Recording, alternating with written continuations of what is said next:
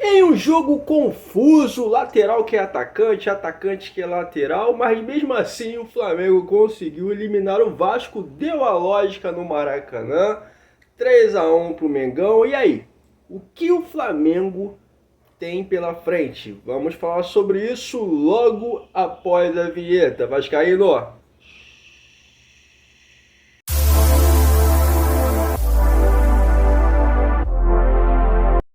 Ei, vem comigo que isso aqui é coisa de rubro-negro, beleza? O Flamengo conseguiu, né? Deu a lógica, mas o Flamengo conseguiu vitória por 3-1 em um jogo confuso, né? Em um jogo estranho taticamente, algumas coisas que parece que virou costume com o Vitor Pereira, né? Umas mudanças meio loucas por parte do treinador do Flamengo, mas aí o Flamengo não podia perder de novo pro Vasco, né?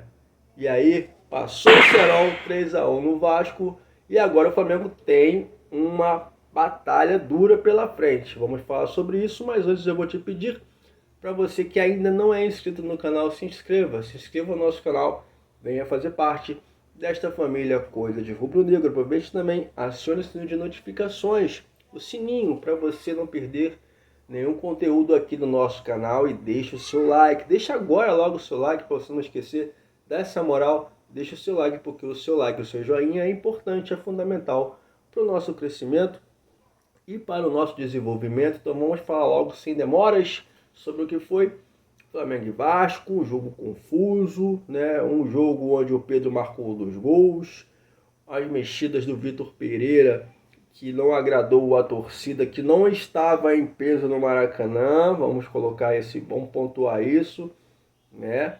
Como é de costume, o torcedor flamenguista não estava muito empolgado, não está muito afim, né, de ficar, tipo, não é a favor do treinador.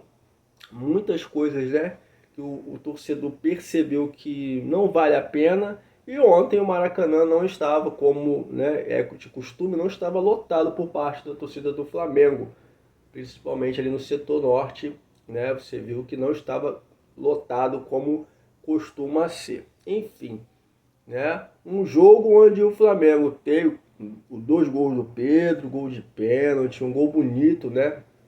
Que abriu o placar. O Flamengo no primeiro tempo mais volumoso, com mais oportunidades de gols, né? Mesmo com 3 zagueiros, eu colocando o Everton Cebolinha na lateral direita, ainda assim o Flamengo conseguiu ter mais volume no primeiro tempo, coisa que no segundo tempo se inverteu, né? Em algum tempo ali, em algum momento ficou um pouco dividido, mas o Vasco teve as maiores oportunidades de gols no segundo tempo. Porém, o Flamengo conseguiu ter um aproveitamento melhor, né? Estava 1-1, aí veio para o segundo tempo, e aí o Flamengo, vamos falar do primeiro gol, né? Que foi uma cochilada, não cochilada não, né? Uma hibernada da defesa do Flamengo, que aí o Cabaço lá, Cadaço, não sei, jogador do Vasco lá, tinha entregue aí a bola, né? Entregou a paçoca 2 vezes pro Flamengo, mas aí fez o gol de cabeça por trás da zaga. Uma hibernada por parte da defesa do Flamengo, que precisa acertar isso. Meu Deus, não consegue acertar essa defesa. Tem que treinar mais, tem que acertar esses pontos, principalmente nas bolas aéreas. Falha de posicionamento. No segundo tempo, o Flamengo ainda conseguiu ampliar, né, com o gol de Pedro e o gol da Ayrton Lucas, que é o jogador que tem sido dos mais regulares dentro da equipe, né? O nível da Ayrton Lucas, tipo assim, ele fica nivelado, ele nem sobe demais, nem desce demais. É um jogador, assim, regular mesmo. E ontem ele conseguiu ainda se sobressair um pouquinho por ter feito um gol. Um gol que ele estava, né, como atacante, que ele tem atuado muito como, ao invés de lateral, um ala, não somente, mas também como ponta. E ontem ele fez um lindo gol, que foi o que sacramentou, né, a classificação do Flamengo depois dos 2 gols do Pedro. Então o Flamengo conseguiu eliminar o Vasco também, né, gente? Ele, ser eliminado pelo time porcaria do Vasco, gente. Olha o time do Vasco, gente. Não tem como. Não dá. O Flamengo venceu não pela qualidade tática ou técnica, né, coletiva. Não, o Flamengo estava bagunçado demais, perdido. Tinha momentos que o Flamengo estava muito desorganizado e o Vasco parecia que tinha um domínio, principalmente no segundo tempo, um domínio melhor, um pouco mais de organização dentro de campo. E o Flamengo estava totalmente perdido. Se não fosse o pênalti, né, que foi cometido a favor do Flamengo e também algumas jogadas individuais, entre elas o gol do Ayrton Lucas, né? Se não fosse esses pontos, o Flamengo coletivamente não correspondia, né? Teve algumas mudanças, o Vitor Pereira tirou a Arrascaeta, né? Por questão de física mesmo, né? O Arrascaeta não está 100% da sua capacidade de atuar. O Gabigol também acabou saindo e tem sido até de costume o Vitor Pereira, antes do jogo, né, de acabar o jogo, tirar o Gabriel, e a torcida vaiando, né, chamou aí um coro por parte da torcida do Flamengo de burro, né, de burro. Não gostou das substituições que o Vitor Pereira fez e realmente umas substituições meio loucas.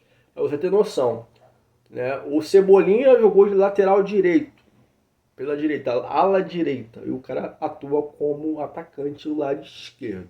Ah, mas tá faltando opção para botar o Everton Cebolinha na direita. Não entendi. Poderia colocar, sei lá, um outro jogador, o Marinho, que também não, pra mim não vai acrescentar muito, mas mais acostumado pelo lado direito, né? Mas aí colocou o Everton Cebolinha, que nem apareceu e nem sumiu, simplesmente perdido, não é a dele. E aí o Ayrton Lucas, que seria a posição do Everton Cebolinha, acabou fazendo um gol de atacante. E o Ayrton Lucas é lateral esquerdo, então muito confuso.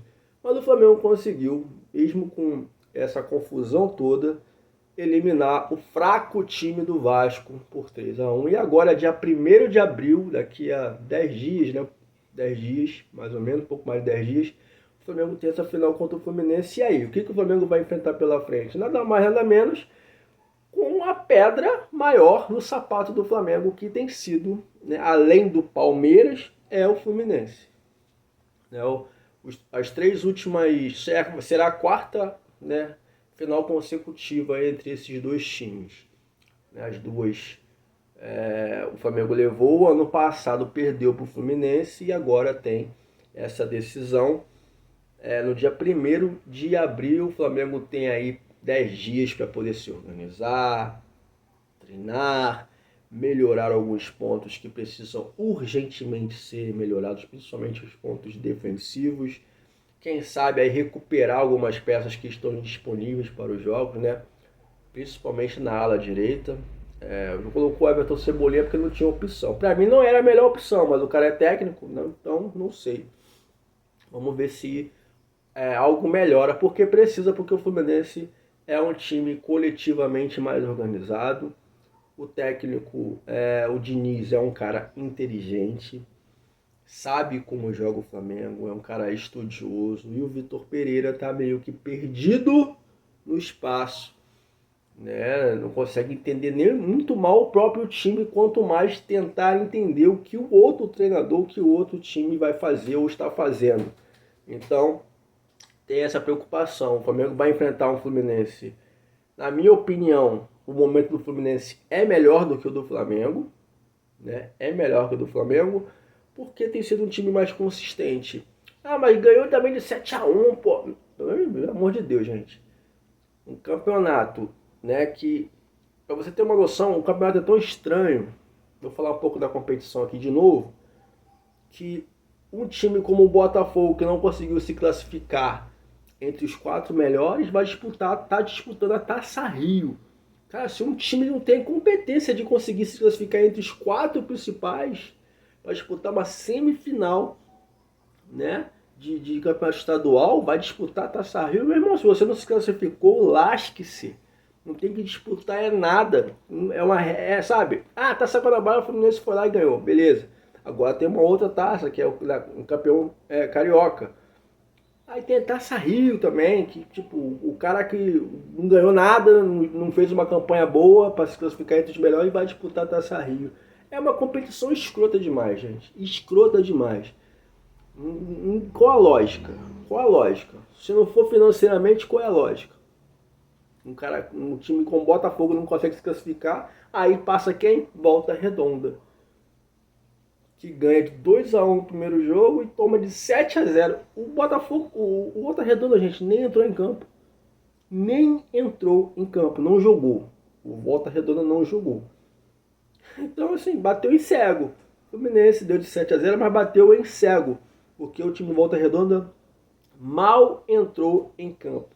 Não jogou. Parecia que os caras estavam lerdando dentro de campo, andando dentro de campo.